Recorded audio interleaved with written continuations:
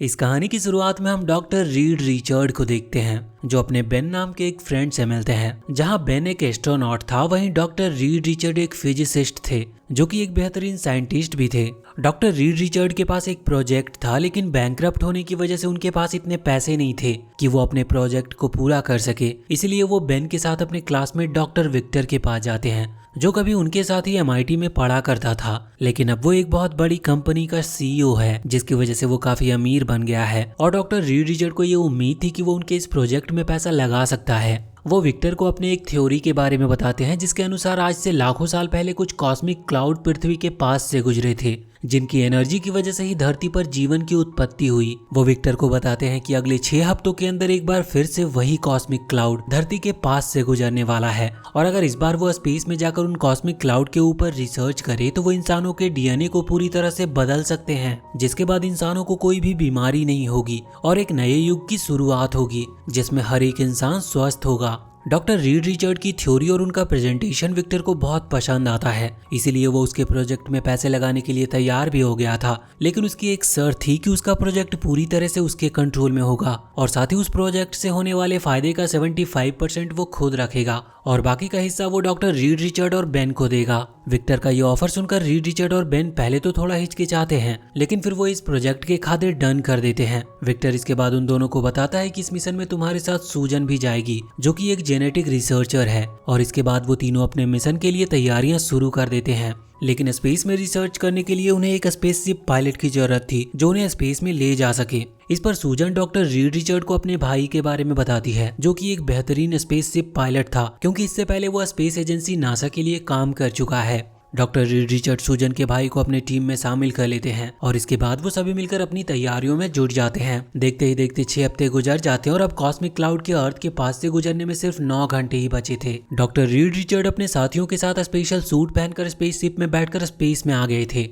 जहां पर Ben space suit पहनकर स्पेसशिप से बाहर कुछ स्पेशल डिवाइस रखने के लिए जाता है ताकि जब कॉस्मिक क्लाउड स्पेस के पास से गुजरे तो उनकी एनर्जी उन स्पेशल डिवाइस में एब्जॉर्ब हो जाए, जिसके बाद वो लैब में उस एनर्जी पर रिसर्च कर सके। डॉक्टर रीड रिचर्ड को कैलकुलेशन से पता चलता है कि जो कॉस्मिक क्लाउड अगले 9 घंटे के बाद उनके पास से गुजरने वाली थी,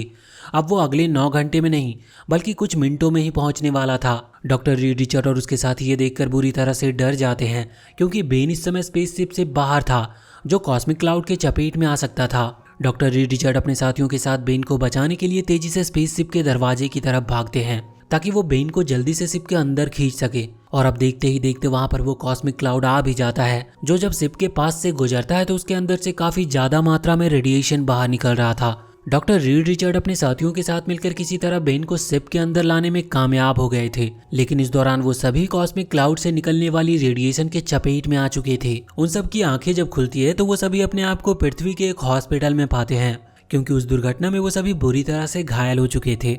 डॉक्टर रीड रिचर्ड और उनके साथी आश्चर्यजनक रूप से काफी तेजी से रिकवर कर लेते हैं और पहले की तरह नॉर्मल हो जाते हैं। अगले सीन में हम डॉक्टर रीड रिचर्ड और सूजन को देखते हैं जो साथ में एक होटल में डिनर कर रहे थे, लेकिन यहाँ पर सूजन अचानक से इनविजिबल हो जाती है, जिसे देखकर वो दोनों पूरी तरह से हैरान थे। सूजन के इनविजिबल होने के दौरान जब टेबल से एक वाइन की बॉटल नीचे गिरती है तो डॉक्टर रीड रिचर्ड उस बॉटल को पकड़ने के लिए अपना हाथ आगे बढ़ाते हैं, लेकिन देखते ही देखते उनका हाथ काफी लंबा हो जाता है, जिसकी वजह से वो अपने चेयर पर बैठकर बड़ी ही आसानी से उस वाइन की बॉटल को पकड़ लेते हैं। दरअसल ये सब उस कॉस्मिक क्लाउड के संपर्क में आने की वजह से हो रहा था, क्योंकि अब डॉक्टर रीड रिचर्ड के अंदर सुपर फ्लेक्सिबिलिटी की पावर आ गई थी और सूजन के अंदर इनविजिबल होने की सुपर पावर आ गई थी। साथ ही साथ अब सूजन अपनी पावर की मदद से एक फोर्स शील्ड भी क्रिएट कर सकती थी। वहीं दूसरी तरफ सूजन का भाई जॉनी अब अपने कुछ दोस्तों के साथ आइस स्केटिंग कर रहा होता है तो अचानक से उसकी बॉडी में आग लग जाती है और अब वो ऊंची ऊंची जंप मार सकता था। जॉनी की बॉडी में अचानक से आग लगने की वजह से वो पूरी तरह से डर गया था,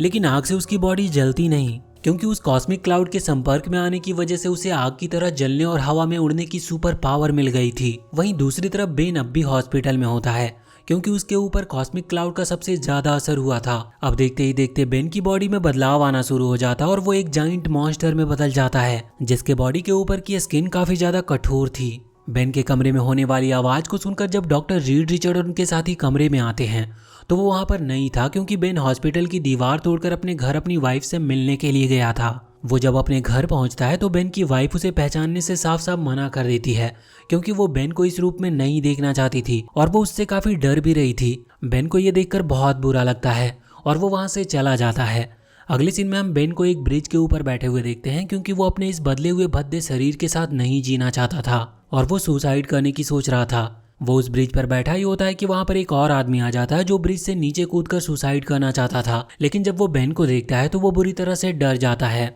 बेन उस आदमी को समझाने की कोशिश करता है कि उसे डरने की कोई जरूरत नहीं है, लेकिन वो आदमी बेन की बातों पर ज्यादा ध्यान नहीं देता और उससे डरकर लगातार ब्रिज की रेलिंग पर पीछे जा रहा था, जिसकी वजह से वो नीचे गिर जाता और सामने से एक ट्रक तेजी से उसकी तरफ आ रही थी। बेन जब देखता है कि उस आदमी की जान खतरे में है तो वो उसे बचाने के लिए ट्रक के सामने कूद जाता है और जब ट्रक बेन से टकराती है तो बेन को कुछ भी नहीं होता, बल्कि ट्रक बुरी तरह से टूट जाती है। अचानक से ट्रक के रुकने की वजह से ब्रिज पर आने वाली बाकी गाड़ियां आपस में टकराने लगती है, जिससे ब्रिज पर एक बड़ा एक्सीडेंट हो जाता है और गैस सिलेंडर के फटने की वजह से ब्रिज पर मौजूद लोगों की जान खतरे में आ जाती है। अब तक वहां पर बेन के बाकी सभी साथी भी आ गए थे, जिसके बाद वो सभी मिलकर अपने सुपर पावर की मदद से ब्रिज पर फंसे सभी लोगों को बचा लेते हैं। और अब शहर के लोगों को पता चल गया था कि डॉक्टर रीड रिचर्ड और उनके साथियों के पास सुपर पावर है और हर तरफ उनके बारे में ही बातें हो रही थी। इसके बाद बेन थिंग, सूजन invisible girl, doctor read Richard fantastic four और जॉनी ह्यूमन टॉर्च के नाम से जाने जाने लगते हैं। ब्रिज पर फंसे लोगों को बचाने के बाद अब वहां पर मौजूद सभी लोग डॉक्टर रीड रिचर्ड और उनके साथियों की तारीफ कर रहे थे,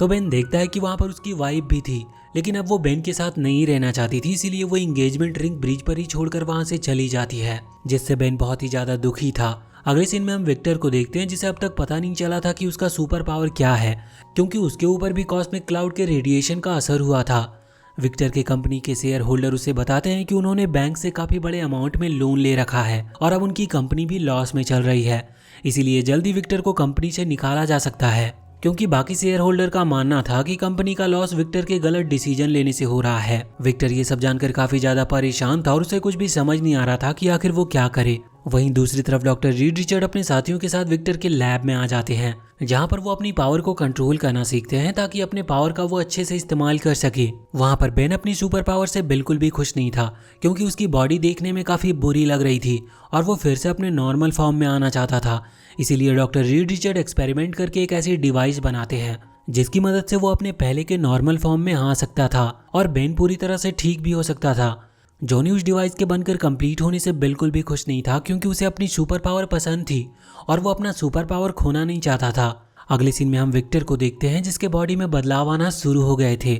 और उसके हाथ पर एक अजीब से मेटल का लेयर बन रहा था। डॉक्टर विक्टर का हाथ देखकर उसे बताता है कि तुम्हारे बॉडी पर हीरे और टाइटेनियम से भी मजबूत एक मेटल का लेयर बन रहा है और जल्दी तुम्हारी पूरी बॉडी उस मेटल में बदल जाएगी। विक्टर ये जानकर बहुत खुश होता है, क्योंकि अब उसके बॉडी के चारों तरफ उस मेटल का एक सुरक्षा कवच बन रहा था। डॉक्टर विक्टर को ये भी बताता है कि हमें इसके बारे में गवर्नमेंट को बताना होगा, क्योंकि ये किसी प्रकार का वायरस या फिर संक्रमण भी हो सकता है। विक्टर नहीं चाहता था कि उसके इस पावर के बारे में किसी को भी पता चले, इसीलिए वो उस डॉक्टर को जान से मार देता है। जल्दी विक्टर को ये भी पता चल जाता है कि अब वो इलेक्ट्रिसिटी को भी कंट्रोल कर सकता है, जिसके बाद वो कार पार्किंग एरिया में जाकर अपने कंपनी के उस शेयर होल्डर को इलेक्ट्रिसिटी शॉक देकर जान से मार देता है, जो विक्टर को कंपनी से बाहर करके खुद कंपनी का मालिक बनना चाहता था। अगले सीन में हम जॉनी यानी कि ह्यूमन टॉर्च को देखते हैं, जिसे बाइक स्टंट का काफी ज्यादा शौक था, इसीलिए वो एक सुपर बाइक स्टंट कंपटीशन में हिस्सा लेता है और अपनी सुपर पावर का वो इस्तेमाल करके दुनिया का सबसे बड़ा बाइक जंप स्टंट परफॉर्म करता है, जिससे उसका एक वर्ल्ड रिकॉर्ड भी बन जाता है।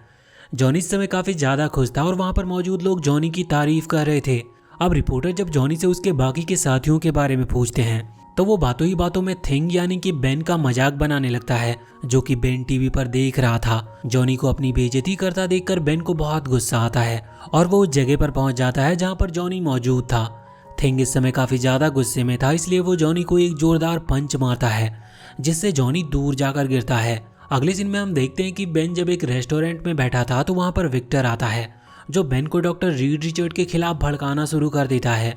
क्योंकि उसका मानना था कि मिशन के फेल होने और बिजनेस में होने वाले लॉस के पीछे डॉक्टर रीड रिचर्ड का हाथ है। इसीलिए वो डॉक्टर रीड रिचर्ड और उसके साथियों से बदला लेना चाहता है। विक्टर बेन को बताता है कि डॉक्टर रीड रिचर्ड चाहते ही नहीं कि बेन ठीक हो, इसीलिए वो बेन को वापस से ठीक करने वाली मशीन पर काम नहीं कर रहे ताकि उनकी पावर उनके पास रहे। विक्टर बेन को ये भी बताता है कि डॉक्टर रिचर्ड इनविजिबल गर्ल को डेट कर रहा है। बेन ये सुनकर रिचर्ड पर बहुत गुस्सा होता है और उनके पास जाकर उन्हें इस बात के लिए ब्लेम करना शुरू कर देता है कि तुम चाहते ही नहीं कि मैं अपने नॉर्मल फॉर्म में वापस आऊं। रिचर्ड बेन को समझाने की कोशिश करता है कि वो नहीं चाहता कि वो जल्दीबाजी में कुछ करे, क्योंकि ये बेन के लिए खतरनाक साबित हो सकता था, क्योंकि रिचर्ड ने अभी तक कॉस्मिक एनर्जी को रिवर्स करने वाली मशीन का फाइनल परीक्षण नहीं किया था। बेन रिचर्ड की बात मानने के लिए तैयार ही नहीं था, जिसकी वजह से उन दोनों के बीच में वहां पर झगड़ा स्टार्ट हो जाता है और इसके बाद बेन डॉक्टर रिचर्ड पर गुस्सा होकर वहां से चला जाता है और अब वो डॉक्टर रिचर्ड की टीम में नहीं रहना चाहता था। बेन के जाने के बाद रिचर्ड बहुत दुखी होता है, क्योंकि बेन उसका बेस्ट फ्रेंड था। इसके बाद डॉक्टर रिचर्ड खुद कॉस्मिक एनर्जी को रिवर्स करने वाली मशीन में जाकर सबसे पहला एक्सपेरिमेंट खुद के ऊपर करने का फैसला करता है। डॉक्टर रिचर्ड कुछ समय बाद उस मशीन में वापस आ जाते हैं, लेकिन उनकी पावर रिवर्स नहीं हुई थी, बल्कि अब उनकी स्किन पहले से ज्यादा फ्लेक्सिबल होकर नीचे लटकना शुरू हो गई थी। अब तक वहां पर इनविजिबल गर्ल भी आ गई थी, जो डॉक्टर रिचर्ड की ऐसी हालत देखकर डर जाती है। डॉक्टर रिचर्ड इनविजिबल गर्ल को बताते हैं कि उनकी हालत मशीन में पावर सप्लाई कम होने की वजह से हुई है। विक्टर भी लैब के सीसीटीवी कैमरे में ये सब देख रहा था। विक्टर इसके बाद बेन को लैब में बुलाता और उसे पूरी तरह से ठीक करने का वादा करके मशीन के अंदर जाने को कहता है। विक्टर की बात मानकर बेन मशीन के अंदर चला जाता है, जिसके बाद विक्टर मशीन को ऑन कर देता है और जब मशीन के इलेक्ट्रिक सप्लाई में कमी आने लगती है तो विक्टर सप्लाई को पूरा करता है और बेन की बॉडी से निकलने वाली कॉस्मिक एनर्जी को एब्जॉर्ब करके पहले से भी काफी ज्यादा पावरफुल बन जाता है। बेन जब मशीन से बाहर निकलता है तो अब वो पूरी तरह से ठीक हो चुका था, लेकिन जब उसे विक्टर के इरादे के बारे में पता चलता है कि वो ये सब डॉक्टर रिचर्ड से बदला लेने के लिए कर रहा था, तो बेन विक्टर को ऐसा करने से रोकने की कोशिश करता है, लेकिन इसका कोई भी फायदा नहीं होता और विक्टर बेन पर हमला करके उसे लैब से दूर फेंक देता है और वहां से निकल जाता है। विक्टर इसके बाद एक मिसाइल से जॉनी यानी कि ह्यूमन टॉर्च पर हमला कर देता है। जॉनी को जब इसके बारे में पता चलता है तो वो बिल्डिंग से नीचे कूद जाता है और अगले ही पल जॉनी की बॉडी में आग जलने लगती है, जिसके बाद जॉनी अपनी सुपर पावर की मदद से हवा में उड़ते हुए समुद्र के अंदर चला जाता है, जिसकी वजह से वो मिसाइल के हमले से बच गया था। लेकिन विक्टर को लग रहा था कि जॉनी यानी कि ह्यूमन टॉर्च इस हमले में मारा गया। विक्टर इसके बाद डॉक्टर रिचर्ड के पास जाता है और उनकी पूरी बॉडी को वो जमा देता है, जिसकी वजह से डॉक्टर रिचर्ड अपने बॉडी को मूव ही नहीं कर पा रहे थे। अब वहां पर इनविजिबल गर्ल भी आ गई थी, जो इनविजिबल होकर डॉक्टर रिचर्ड को आजाद करा देती है। इस समय विक्टर भी वहां पर मौजूद था, जिसके बाद इनविजिबल गर्ल विक्टर को बताती है कि डॉक्टर रिचर्ड ने अब उस मशीन को पूरी तरह से ठीक कर दिया है, जिसकी मदद से विक्टर अपने रियल फॉर्म में वापस आ सकता है। लेकिन विक्टर ऐसा करने से साफ साफ मना कर देता है, क्योंकि वो अपनी पावर को खोना नहीं चाहता था और वो इनविजिबल गर्ल को अपना नया नाम डॉक्टर डूम बताता है। इनविजिबल गर्ल जब देखती है कि डॉक्टर डूम उन्हें मारने के लिए वहां पर आया है तो वो डॉक्टर डूम पर हमला कर देती है। लेकिन थिंग की पावर हासिल करने के बाद डॉक्टर डूम पहले से काफी ज्यादा पावरफुल बन गया था, जिसकी वजह से वो इनविजिबल गर्ल डॉक्टर डूम के सामने ज्यादा देर तक टिक नहीं पाती और इससे पहले कि डॉक्टर डूम इनविजिबल गर्ल को जान से मारता, वहां पर लैब की दीवार तोड़कर थिंग आ जाता है, जो अब पहले की तरह पावरफुल बन गया था। दरअसल जब डॉक्टर डूम ने थिंग की पावर एब्जॉर्ब करने के बाद उस पर हमला करके लैब से चला गया, तो बेन एक बार फिर से मशीन में जाकर वापस से अपने पहले वाले रूप में वापस आ गया। अब थिंग डॉक्टर डूम को एक जोरदार पंच मारता है, जिससे डॉक्टर डूम दूर जाकर गिरता है। डॉक्टर रिचर्ड को आजाद कराने के बाद थिंग और विक्टर के बीच में खतरनाक फाइट होने लगती है और वो दोनों एक दूसरे से लड़ते हुए बिल्डिंग से बाहर रोड पर आ जाते हैं। विक्टर थिंग से काफी ज्यादा पावरफुल था, इसीलिए वो थिंग को हरा भी देता है। लेकिन इससे पहले कि वो थिंग को मारता, वहां पर इनविजिबल गर्ल आ जाती है, जो विक्टर पर हमला करके उसे ऐसा करने से रोकती है। अब तक वहां पर ह्यूमन टॉर्च और डॉक्टर रिचर्ड भी आ गए थे, जो एक साथ मिलकर डॉक्टर डूम का सामना करने का फैसला करते हैं। फैंटास्टिक फोर को जब डॉक्टर डूम अपने सामने देखता है तो वो शहर की इलेक्ट्रिसिटी को एब्जॉर्ब करना शुरू कर देता है, क्योंकि वो उस इलेक्ट्रिसिटी का इस्तेमाल करके उन पर हमला कर सकता था। लेकिन वो सब डॉक्टर डूम के हमले से बचते हुए उससे फाइट कर रहे थे। डॉक्टर रिचर्ड सबसे पहले अपनी बॉडी को फ्लेक्सिबल करके डॉक्टर डूम को डिस्ट्रैक्ट करते हैं और उसी दौरान ह्यूमन टॉर्च डॉक्टर डूम के चारों तरफ तेजी से चक्कर लगाकर 4000 डिग्री का तापमान क्रिएट करता है, जिसकी वजह से डॉक्टर डूम की बॉडी पूरी तरह से जलने लगती है। उसी दौरान डॉक्टर रिचर्ड ने इनविजिबल गर्ल को अपनी पावर की मदद से डॉक्टर डूम के चारों तरफ फोर्स शील्ड बनाकर ह्यूमन टॉर्च द्वारा क्रिएट किए गए हीट को